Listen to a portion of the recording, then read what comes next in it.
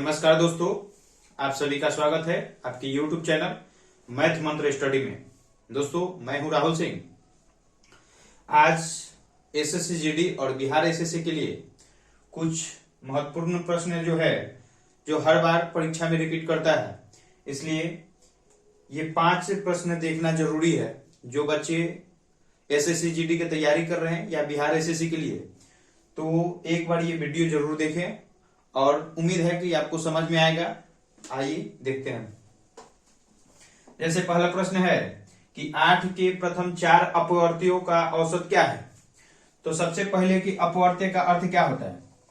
अपवर्तियों का अर्थ होता है कि गुणज।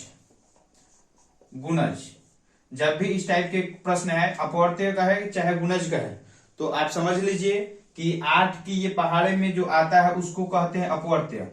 8, 16 और 8 के 24 और चौके 32। तो ये कह रहा है कि 8 के प्रथम मतलब कि शुरू से 4 वो अपवर्त्य लेना है, तो 4 अपवर्त्य ले लिए और औसत पूछ रहा है ना, तो औसत बराबर क्या होता है, सभी संख्या का योग होगा बेटा सभी संख्या मतलब कि 4। अब यहां देखिए सभी संख्या का जोड़ेंगे तो ये 2 और 4 6 2 और 4 6 और 6 12 8 20 के 0 हासिल 2 3 2 5 1 6 और 2 8। अब बटा में 4 से काट देंगे 20 चौके 80। आपका आंसर यहां हो जाएगा 20। अपवर्त्य कहेगा या गुणज कहेगा, दोनों बात एक ही होता है। चलिए, तो समझ में आ गया होगा। और ये है पहला प्रश्न। और दूसरा प्रश्न देखेंगे। यहां दूसरा प्रश्न है कि 128 को किस छोटी से छोटी संख्या से गुना करें कि गुणनफल परिपूर्ण घन बन जाए। यहां देखने को मिलता है कि 128 किसी का घन नहीं होता है। तो ये जब घन नहीं होता है, इसमें कह रहे कि कितना संख्या से गुना करें, सबसे छोटा अंक, कि ये किसी का परिपूर्ण घन बन जाए। तो इसके 128 को क्या करेंगे, तोड़ेंगे 2 से काटेंगे, 2 6 12 2 चौके 8, फिर 2 से काटेंगे 32 दूना 64 हो जाएगा, फिर 2 से काटेंगे 16 दूना 32 और 2 से काट देंगे 8 और ये आ जाएगा 2 चौके 8 है 2 दूना के 4, 2 चौके 8 2 दूना के 4। तो यहां देखने को ये मिल रहा है घन बनाने के लिए क्या होता है कि 3 को अंक बनना चाहिए। वर्ग बनाने के लिए 2 अंक चाहिए और घन बनाने के लिए 3 अंक। तो ये 3 अंक हो गया, ये 3 अंक हो गया। अच्छा, यहां देखिए 2 2 2 सेम अंक 3 को होना चाहिए इसमें भी। अब यहाँ एक ये सिंगल 2 बच गया है, तो इसमें 2 को और 2 कम पड़ रहा है, तो इसको घन बनाने के लिए 2 को और 2 मिल जाएगा। तो यही आपका मतलब कि 2 दूना के 4, ये सबसे छोटा 4 ही होगा जो कि इसमें गुना कर देंगे तो यह किसी ना किसी का घन बन जाएगा। तो ये आपका आंसर हो गया क्या चीज, 4। तो ये समझ में आ गया होगा। और आते हैं देखते हैं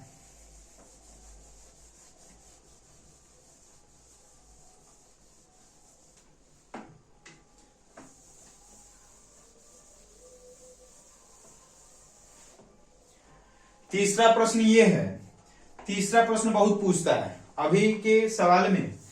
तीसरा प्रश्न बहुत महत्वपूर्ण है। तीसरा प्रश्न ये है कि 3 5 6 बटा 25 और 9 बटा 20 और 27 बटा 50। यहां ध्यान देना है कि पूछ क्या रहा है। एलसीएम जब पूछेगा जब एलसीएम, तो ऊपर वाला का एलसीएम और नीचे वाला का उल्टा एचसीएफ। जो पूछेगा उसके ऊपर वाला का वही निकालना है, मतलब कि ऊपर वाला का एलसीएम और नीचे वाला का एचसीएफ। तो यहां ये देखना है कि 3 6 9 और 27 का हम क्या निकालेंगे, 3 6 9 और 27 को निकालना है एलसीएम। तो जब भी एलसीएम निकालना हो तो बड़ी संख्या को पकड़िए और 3 के पहाड़ा में देखिए कि 3 के पहाड़ा में 27 है तो है, तो 6 के पहाड़ा में तो 6 के पहाड़ा में नहीं है, तो इसको डबल कर देते हैं। ये एलसीएम निकालने का शॉर्टकट ट्रिक है। तो ये 54। अब देखिए 3 के पहाड़ा में 54 है तो 38 54, 6 9 54 और 9 6 के 54 और 27 2 54। इसका मतलब कि सभी के पहाड़ा में ये संख्या आ रहा है, तो इसका एलसीएम आ गया होगा आपका। एलसीएम यहां आ गया होगा 54। हाँ, ये मत खुश होइएगा कि ये 54 जो है इसका पूरा का एलसीएम निकल गया, नहीं, ये केवल ऊपर के अंकों का एलसीएम है। और जब भी भिन्नों का एलसीएम पूछता है, बटा वाला का जब भी ऐसे पूछेगा तो ऊपर वाला का एलसीएम और नीचे वाला का HCF, तो इसका मौसा निकालना है। तो देखिए 5, 25 और 20 और 50। तो HCF निकालने का ट्रिक ये होता है कि इसमें छोटका को पकड़ते हैं, एलसीएम में बड़का को पकड़ते हैं। तो इसमें छोटका को पकड़ लिए। अब देखिए इसके पहाड़ा में है 5 के पहाड़ा में 20 है और 5 के पहाड़ा में 50 है। इसका अर्थ है कि ये 5 इन सबों का क्या हो जाएगा, मौसा। तो अभी पूरा भिन्नों का जब मौसा पूछेगा तो ऊपर का एलसीएम, तो ऊपर वाला का एलसीएम लेंगे 54 और नीचे वाला का HCF। तो HCF क्या है 5, 54/5। ऑप्शन में है कहीं 54/5, तो ये रहा आपका ऑप्शन 54/5। समझ में आ गया होगा। जब HCF पूछेगा तो ऊपर वाला का HCF निकालिएगा और नीचे वाला का एलसीएम कर दीजिएगा, ठीक है। और अब आते हैं चौथा प्रश्न पे। ये पांचों प्रश्न जो है ये SSC GD आने वाला जो परीक्षा है इसके लिए सबसे महत्वपूर्ण प्रश्न है। देखिए इकाई अंक, ये भी बहुत फेमस सवाल है। देखिए यहां कह रहा है कि 3127 के पावर यहां 173 का इकाई अंक क्या आएगा। इसके कहने का अर्थ ये है कि 3127 जो है इसको 173 पावर जब करेंगे तो यहां इकाई के स्थान पर क्या आएगा। तो सबसे पहले एक चीज देखने को मिलता है कि 1 का पावर 1 करिए, 2 करिए, 3 करिए, आपको 1 के लास्ट में मिलेगा। 1 के पावर कतन हो रहा है। अब 1 का अर्थ ये कि 1 के नहीं, 11 भी रहे, 21 रहे, 31 रहे, कुछ 1 वाला लास्ट वाला रहेगा तो उसके लास्ट में 1 आएगा। पावर कितना भी कर लीजिए। और जीरो के पावर कतनो करिएगा तो लास्ट में 0 ही आएगा।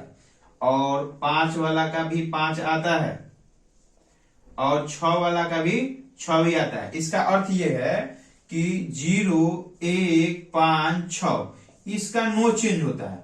मतलब नो चेंज का मतलब कि पावर कतनो रहे, इसका पावर कतनो कर दीजिएगा, इकाई के स्थान चेंज होने वाला नहीं है। जैसे मान लीजिए कि 15 का स्क्वायर करिएगा तो आएगा 225। आप 15 के पावर 5 कर लीजिएगा तो 15 जब गुना करेंगे तो जो भी आएगा उसके लास्ट में क्या आएगा, 5 ही आएगा। इसका अर्थ है कि ये जब रहेगा तो नो चेंज, अब बाकी जब होगा तब चेंज होगा। तो यहां देखिए इसमें से कोई संख्या यहां तो नहीं ना है, तो नहीं है। यहां 7 है तो 7 में चेंज होगा। तो चेंज होगा तो क्या होगा, देखिए क्या करना है आपको, इसको डिवाइड कर लेना है 4 से। तो 173 को डिवाइड करेंगे 4 से, 4 से काटेंगे 4 4 के 16 और यहां बचेगा 1 1 पति 13 और 4 3 12, 43 बार में कट गया, 1 बच गया। जो बचेगा वही पावर इसका लगा लेंगे। तो 7 के पावर 1 मतलब कि 7, इकाई के स्थान पे 7 आने वाला है। तो यहां ऑप्शन नंबर सी सही होगा। आया समझ में, ऑप्शन नंबर सी।